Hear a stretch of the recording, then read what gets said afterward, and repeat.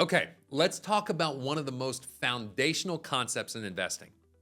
What's the real difference between a stock and a bond? And it's not just about risk and return, it's about what you're actually buying. Okay, so when you buy a stock, you're buying ownership. The word stock comes from actually capital stock, literally your share of a company's value.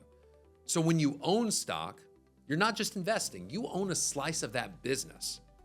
So let's break it down with some real numbers. Say you buy 100 shares of a company at $100 per share. Well, that's a $10,000 investment. Now the company performs well, right? New products, growing revenue, rising profits. The stock price climbs from $100 to $125 per share.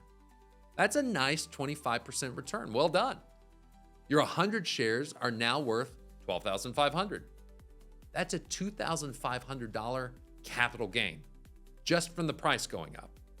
Now, if the company pays a $5 dividend per share per year, you'd also earn $500 a year just in cash, just for owning the shares.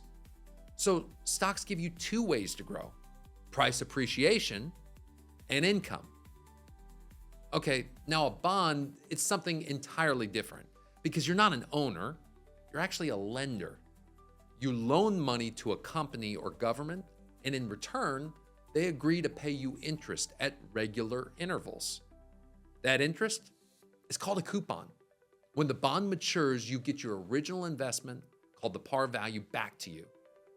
Instead of owning the business, you're acting more like the bank. They borrow your money and pay you interest in exchange for using it. Now, bonds tend to be a bit more stable, and they're often used for predictable income, capital preservation, and reducing risk within a portfolio. So stocks, they give you ownership and growth potential. Bonds, they give you stability and income. The smartest portfolios usually include both working together to balance risk and reward based on your goals.